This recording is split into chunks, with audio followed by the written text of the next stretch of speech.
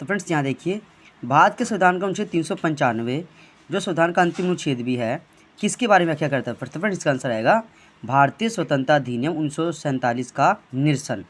Next question देख लीजिए, नियति के साथ साक्षात्कार भारत की आज़ादी का एक प्रसिद्ध भाषण है जिसे भारत की संविधान सभा के निम्नलिखित में से किस सदस्य ने दिया था? तो ये दिया JL नेहरू, मतलब पंडित जवाहरलाल नेहरू ने बोलता नियति के साथ साक्षात्कार। कठोर सतह जैसे पत्थर अथवा धातु पर उत्कीर्ण लिखाई के अध्ययन को क्या बोलते हैं? तो इसको बोलते हैं फ्रेंड्स पूरा लेख शास्त्र। पूरा लेख शास्त्र, पूरा का मतलब पाषाण यानी पत्थर, उनके ऊपर लिखावट यानी पूरा लेख शास्त्र का करेक्ट आंसर हो जाएगा। मतदाता जंक्शन क्या है? तो मतदाता को जागरूक करने के लिए भारत निर्वाचन आयोग द्वारा बनाया गया रेडियो श्रृंखला। निम्नलिखित में से कौन सा शब्द आनी प्रत्यय से निर्मित है? तो आनी का जो प्रत्यय होगा फिर होगा शिवानी, इसका करेक्ट आंसर हो जाएगा। चलिए नेक्स्ट देखिए, फिर थोड़ा हिंदी को भी देख लीजिए। कहता है विराम चिन्ह की दृष्टि से निम्नलिखित वाक्यों में से अशुद्ध वाक्य बताइए। पहले बोलता फ्रेंड्स देखिए, उसने बताया कि कोमा इन्वर्टेड कोमा यहाँ पे आना चाहिए था, यहाँ पे नहीं लगा रखा, तो ये पहला ही गलत है फ्रेंड्स। उसने बताया कि वह सुबह सुबह घर छोड़ देंगे। फ्रेंड्स यहाँ पे भाई शब्द में तो बिल्कुल सही लिखावट है, कोई गलती नहीं, लेकिन यहाँ पे गलती किसकी? विराम चिन्ह की गलती है। अरे अरे सांप विसम्मित बोधक बिल्कुल यहाँ पे सही है। काश विसम्मित बोगत इस मेहमान को नज़दीक से देखा जा सकता था, पूर्ण विराम, ये भी बिल्कुल सही है फ्रेंड्स। हम सब जानते हैं कि वह बुद्धिमान भी है और कुशल भी है, पूर्ण विराम, ये भी बिल्कुल सही है। तो फ्रेंड्स यहाँ पे जो ए है वो गलत है क्योंकि यहाँ पे विराम चिन्ह का प्रयोग सही से नहीं किया गया।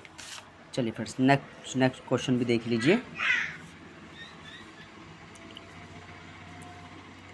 कैंधो ऋतुराज काज अवनी उसांस लेत, कींधो यह ग्रीष्म की भीषण लुहार, उपयुक्त काव्यांश किस अलंकार का उदाहरण है? तो फ्रेंड्स ये आपके पास आएगा संध्या अलंकार। क्या है फ्रेंड्स? संध्या अलंकार।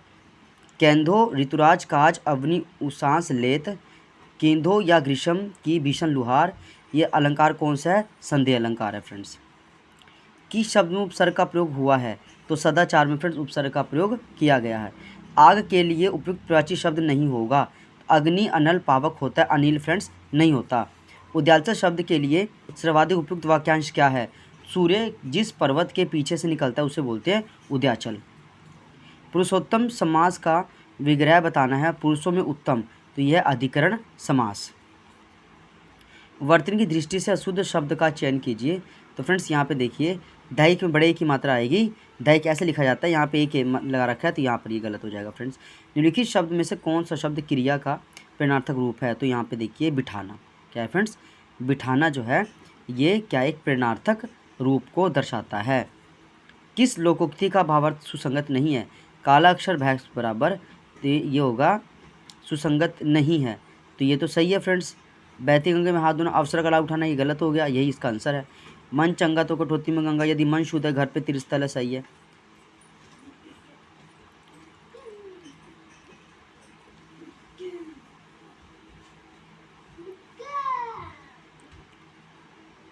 आ बैल मुझे मार, मतलब जानबूझकर विपत्ति में पड़ना, ये भी इसका करेक्ट आंसर हो जाएगा फ्रेंड्स।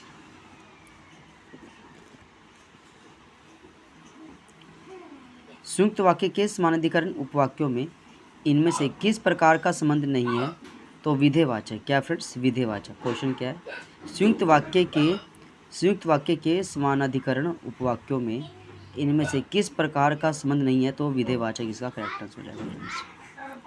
निम्नलिखित में से कौन सा विकल्प तद्भव शब्द का उदाहरण नहीं है? तो यहाँ पे आएगा भक्त। निम्नलिखित में से कौन सा विकल्प तद्भव का उदाहरण नहीं है? तो जो भक्त है फ्रेंड्स ये तत्सम है, जबकि बरस, बरखा, भोरा, ये सारे शब्द आपके तद्भव है फ्रेंड्स।